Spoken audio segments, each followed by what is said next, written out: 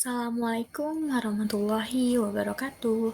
Perkenalkan, nama saya Ervina Unda Lukman, NIM 290215997, Prodi Akuntansi, dosen pengampu Dr. Andes Adelia Suryati SEMAK CMK CBF, mata kuliah intermediate 1. Di sini saya akan menjelaskan tentang perolehan dan disposisi aset tetap atau aktiva tetap. Perolehan aktiva tetap.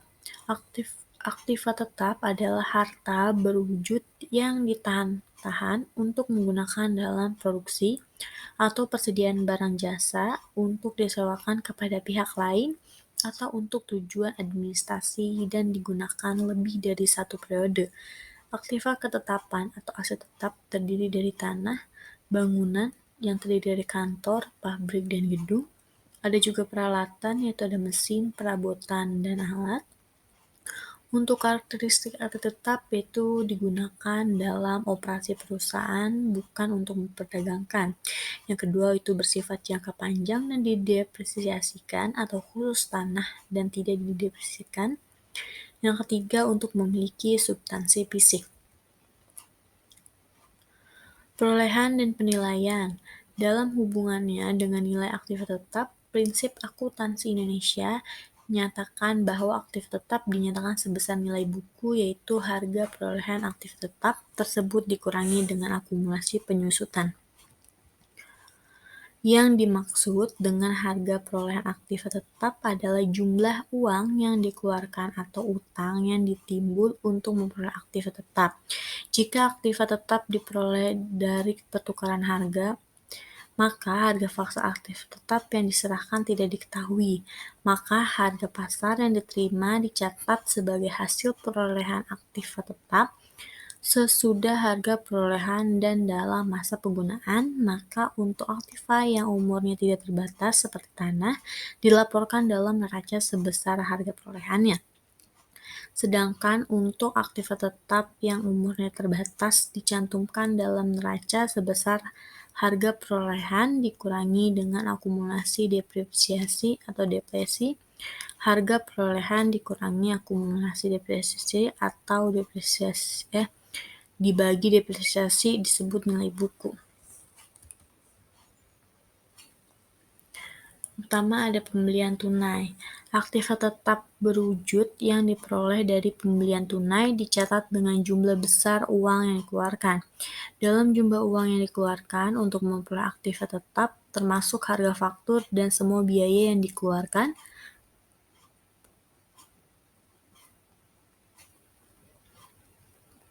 agar aktiva tetap tersebut siap untuk dipakai, seperti biaya angkut, premi asuransi dalam perjalanan, biaya balik nama, dan biaya pemasangan dan biaya percobaan.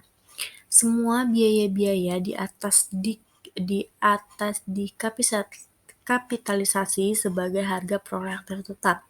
Apabila dalam pembelian aktiva tetap ada potongan tunai, maka potongan tunai tersebut merupakan pengurangan terhadap harga faktur, tidak memandang apakah potongan itu didapat atau tidak. Contohnya, sebuah komputer merek Dell dibeli dengan harga 7.500.000 dengan potongan tunai 10%. Biaya yang dikeluarkan untuk install komputer dan pemasangan hingga disiapkan dan digunakan sebesar 250. Maka harga perolehan komputer tersebut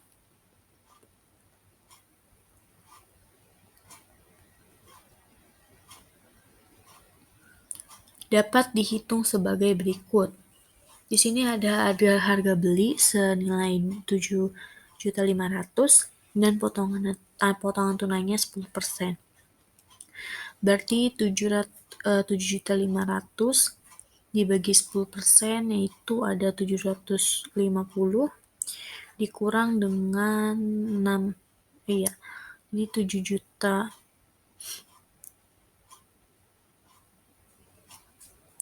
Jadi 750 dikurang 6.750 dan biaya install pasangnya itu ada 250.000 ditambah harga perolehannya 7 juta. Jadi untuk jurnalnya yaitu pada aplikasi komputer di debit seharga 7 juta dan di kas dan pada kredit 7 juta kas. Ini yang kedua ada pembelian secara lumsum atau langsung. Apabila dalam suatu pembelian diperoleh lebih dari satu macam aktivitas tetap, maka harga perolehan harus dialokasikan pada masing-masing aktivitas tetap. Menurut PSAK nomor 16, harga perolehan dari setiap aktiva yang diperoleh secara gabungan ditentukan dengan mengalokasikan harga gabungan tersebut berdasarkan perbandingan nilai wajar setiap aktiva yang bersangkutan. Yang ketiga ada pembeli angsuran. Apabila aktiva tetap diperoleh dari pembeli angsuran, maka dalam harga perolehan aktiva tetap tidak boleh termasuk bunga. Bunga selama pemasangan baik jelas-jelas dinyatakan mampu yang tidak dinyatakan sendiri, harus dikeluarkan dari harga perolehan dan dibebankan sebagai biaya bunga. Contohnya, dibeli sebuah mesin dengan 60 kali angsuran per bulan, setiap bulannya 500.000 dengan harga tunai mesin tersebut yaitu 24 juta. Jurnalnya itu mesin di debit 24 juta, pada kredit bunganya itu ada 6 juta dan utangnya sebesar Jurnalnya mesin 24 juta, lalu ada bunganya juga di debit 6 juta, lalu di kredit ada utangnya sebesar 30 juta. Lalu penjelasannya ada aktiva yang dibeli secara kredit atau angsuran jangka panjang harus dicatat sebesar harga tunainya.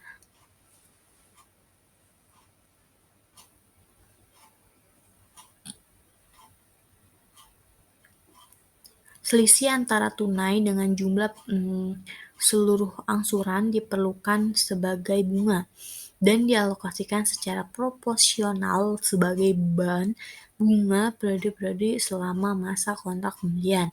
Untuk mencatat setiap angsuran di jurnal sebagai berikut.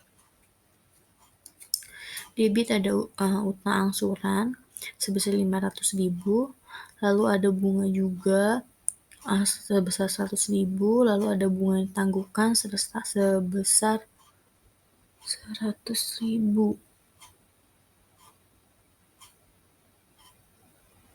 Lalu ada kas juga 500.000. Yang keempat yaitu ada diperoleh dari hadiah atau donasi. Jika aktiva tetap diperoleh sebagai donasi, maka aset tersebut dicatat dan diakui sebesar harga pasarnya. Aktiva yang diperoleh sebagai pemberian atau hadiah dari pihak lain sebenarnya tidak memiliki pengeluaran biaya. Walaupun ada biaya yang dikeluarkan, biaya tersebut merupakan biaya yang muncul dalam rangka memperoleh dan jumlah biaya tersebut relatif kecil jika dibandingkan dengan nilai pada aktivitas sendiri. Meskipun demikian, karena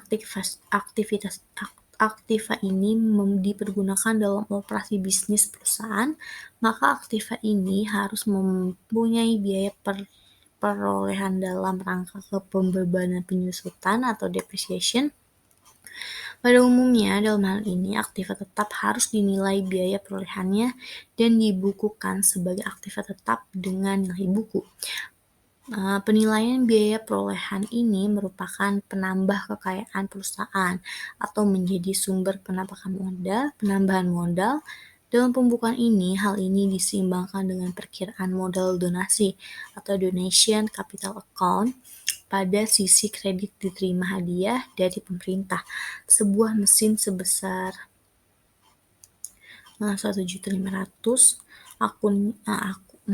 jurnalnya itu ada mesin di debit pada 1.500.000, pada kredit yaitu modal donasi sebesar 1.500.000.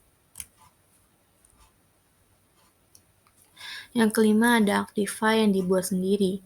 Ada kalanya aktiva dalam perusahaan diperoleh dengan cara membuat sendiri. Ini selalu dilakukan karena biaya perolehannya akan lebih rendah atau kualitas yang lebih baik daripada membeli.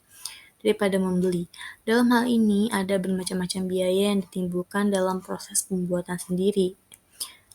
Sehingga aktiva tetap tersebut siap untuk digunakan perusahaan dalam proses produksi. Ada beberapa alasan yang mendorong perusahaan untuk membangun atau membuat sendiri aktiva tetap yang diperlukan dalam menjalankan operasi bisnisnya. Pertama ada memanfaatkan fasilitas yang menganggur, yang kedua ada menghemat biaya konstruksi, yang ketiga ada mencapai standar kualitas konstruksi yang lebih tinggi, yang keempat ada agar dapat segera dioperasikan, dan terakhir ada dalam hal ini biaya perolehan aktivitas tetap merupakan seluruh biaya-biaya pembuatannya, bahan baku, tenaga kerja, dan biaya tidak langsung lainnya yang merupakan biaya-biaya di luar daripada biaya operasi perusahaan sehari-hari. Lalu ada beban-beban setelah perolehan. Dalam pelakuan akuntansi terhadap aset, ada fase penggunaan aktiva tetap atau utilization. Setelah fase perolehan aset tetap, pada fase penggunaan aktivitas tetap ini, aktiva tetap diharapkan menghasilkan output dan memberikan hasil kembali atas biaya-biaya yang pernah dikeluarkan pada saat masa perolehannya. Tetapi setiap output yang dihasilkan oleh aktiva tetap tentunya memerlukan pengorbanan yang dalam akuntansi biasa disebut sebagai beban atau biaya atau expense atau cost.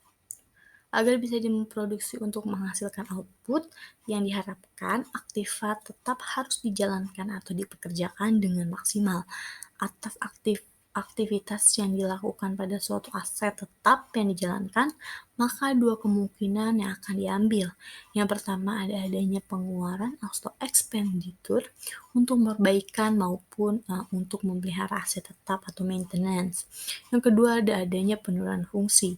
Juga berkurangnya umur ekonomis aktiva tetap yang dioperasikan dalam akuntansi biasanya kita kenal sebagai penyusutan atau depreciation.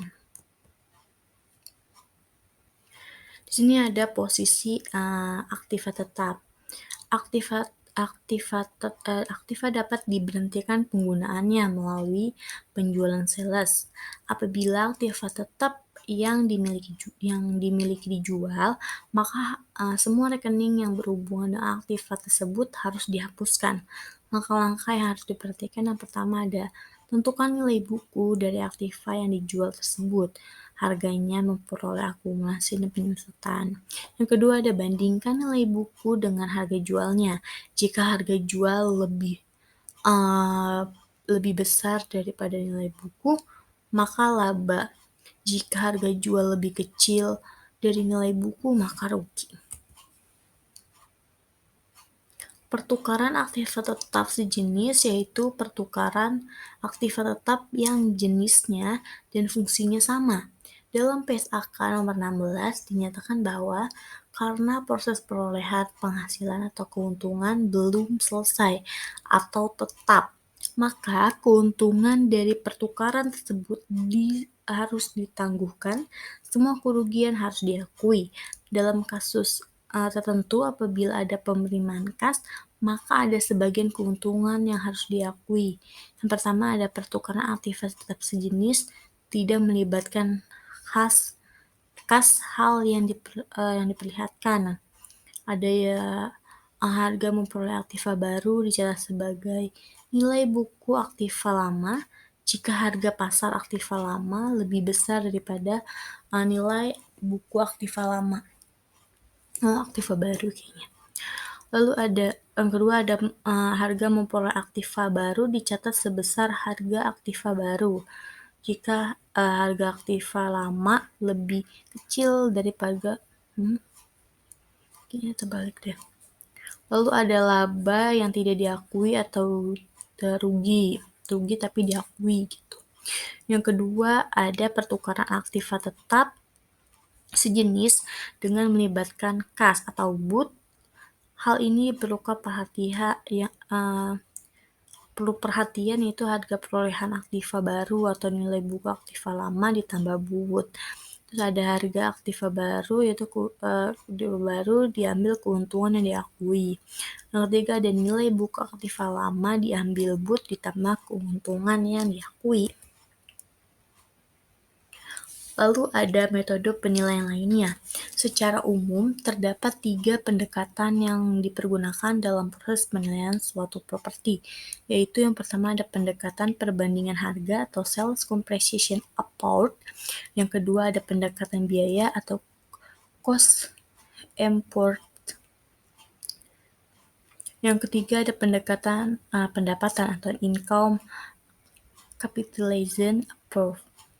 Pendekatan pertama dilakukan dengan cara membandingkan objek yang akan dinilai dengan objek yang nilai jualnya sudah diketahui.